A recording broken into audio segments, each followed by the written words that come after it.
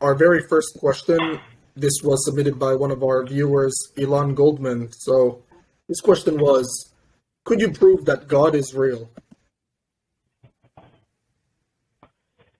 So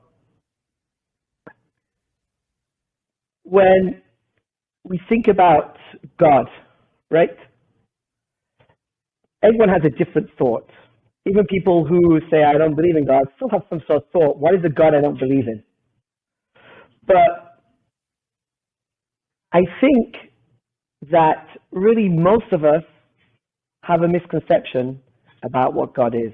And let me give you 5 statements about God. Question number 1. Statement number 1. If you can define it, it is not God. If there could be more than one, it is not God. If it could be denied, it is not God. If it could be proven, it is not God. If there could be anything else, it is not God. If it will not allow anything else to be, it is not God. So as you can see, they're kind of contradicting each other, they're kind of growing each other, telling us that God is not a physical thing or even any sort of spiritual creation, which is generally, as human beings, the only way we can relate to something is a created thing.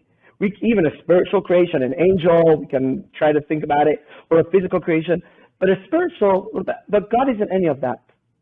So if we take these sentences and seeing that it's a podcast, people can rewind and listen again exactly what it is. It will allow us to understand that most of us, I'll probably say all of us, and myself included, because I have to think about this constantly as well, that our preconceived notion of what God is somewhat off. God is not a creation, it's not physical, it's not spiritual, but we can still try our best to think about it and relate to God as a human being.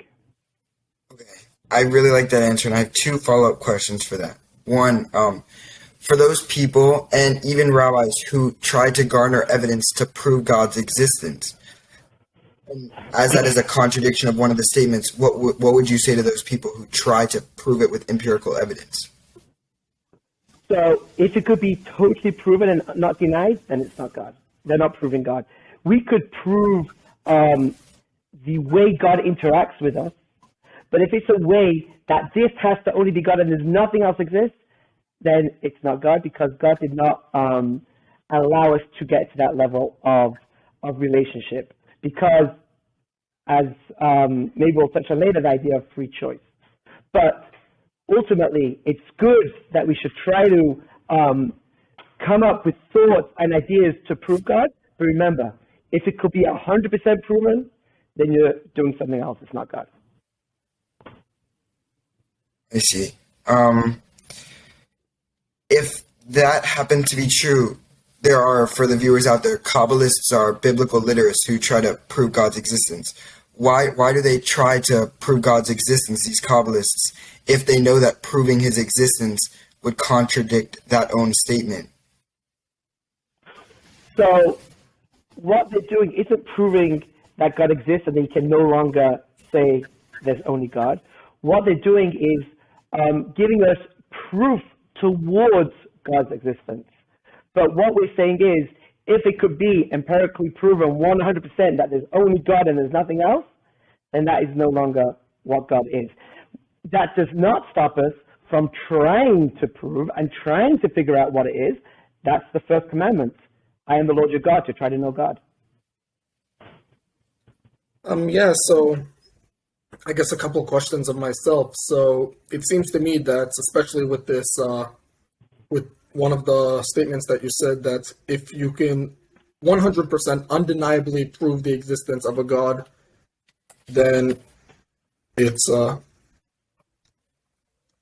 God. Not God. Exactly. So that leads me to think. So what you seem to be suggesting is that really this entire religion, it's not really something that, as much as we can try to prove the existence of a higher being and whatnot, but we need to also keep in mind that it's a faith-based religion, and even though you can go 99% of the way there to proving that there may or may not be a God, that 1% ultimately needs to be composed of faith.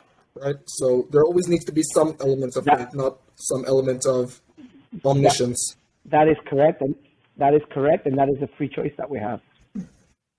And that allows us to have free choice. And for people who like that Fourth Amendment, that trying to get closer to God, but at the same time you can't use evidence to prove God, does that in a way contradict itself, trying to build a relationship on something that really can't be proven? And how do you steer clear of that contradiction? No, because we human beings, right? We have time and space. We have finite. We're not infinite. And God said, the first commandment, I am the Lord your God. And as I say, this means we have to try our best to understand God based on how we can. God doesn't want us to understand God how he is ultimately, because it's not possible. Our brain is not possible for us to comprehend that. So our job is to try to understand God as best as we can with our finite brain. And then from there, whatever we get to say, okay, I cannot get past here, this is a faith. But it doesn't stop us spending a lifetime proving and studying to get to that.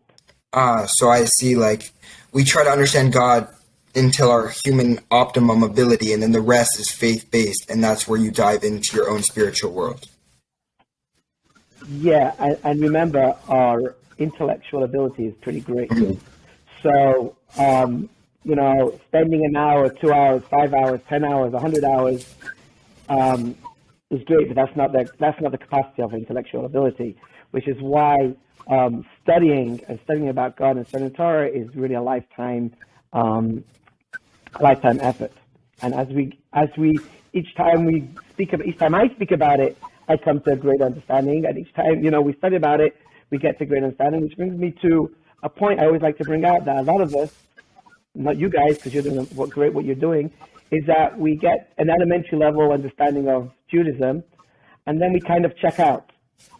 But then we keep on educating ourselves with the sciences and with the arts, etc.